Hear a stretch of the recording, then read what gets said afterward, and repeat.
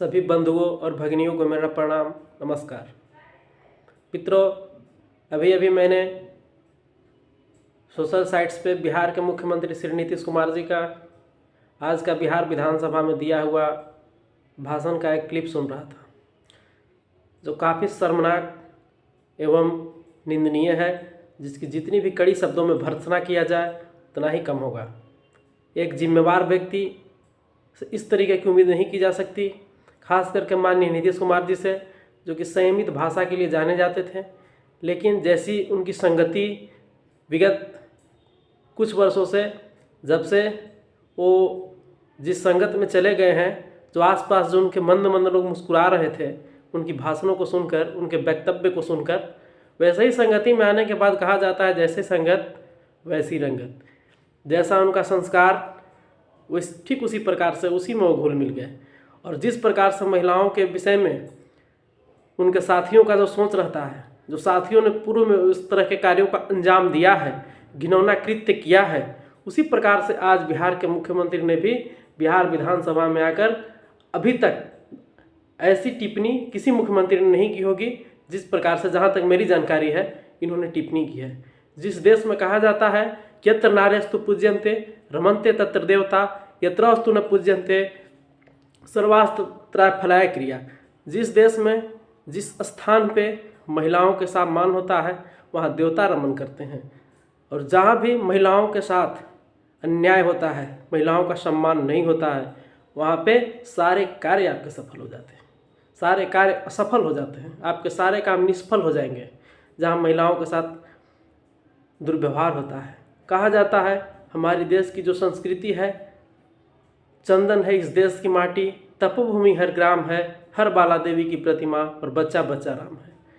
हर बच्चा को, हर मिट्टी को हम लोग भारत भूमि को माता कहते हैं, भारत की मिट्टी को माँ का दर्जा दिया जाता है। इस देश की मिट्टी को चंदन की भांति मानते हैं, अपने मस्तक पर लगाते हैं।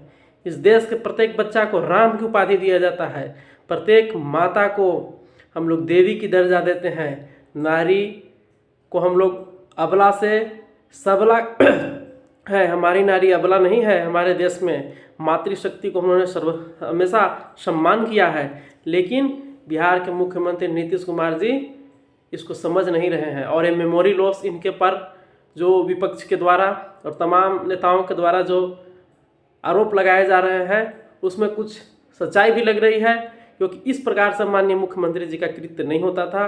लेकिन जिस प्रकार से उन्होंने बयान दिया है, वक्तव्य दिया है, उससे एक चीज़ और समझ में आती है।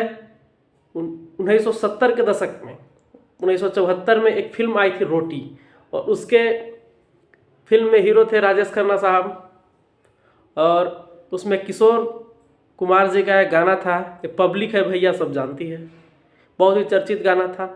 तो पब्लिक है सब जानती है, आपको जिस प्रकार से सर आंखों पे बिठाया था, और आपने जिस प्रकार से धोखा देकर, और वैसे ही जैसे बयान दे रहे हैं ना, वैसे ही लोगों के पास अब चले गए हैं, उन्हीं का संस्कार है, उसी के लोगों के साथ जो चले गए हैं। तो पब्लिक है भैया सब जानती है, जिस प्रकार से सर आंखों पर बैठाती है, उसी प्रकार से आपको नीचे भी उतारती है, और नीचे उतरने का आपको वक्त आ गया है। क्योंकि जिस प्रकार से आपने महिलाओं के ऊपर अभद्र टिप्पणी की है, इसको लोकतंत्र में नहीं, समाज में ही, इसको कहीं भी किसी भी क्षण और किसी भी समय वैसे शब्दों की अपेक्षा नहीं की जा सकती है। एक सभ्य समाज के गालों पर आपने करारा तमाचा मारा है, और जिस प्रकार से आपने इन प्रकार हथकंडे अपनाकर विधानसभा को तार तार करने का काम किया है, इसके लिए बिहार की जनता और बिहार की महिला आपको माफ़ नहीं करेगी।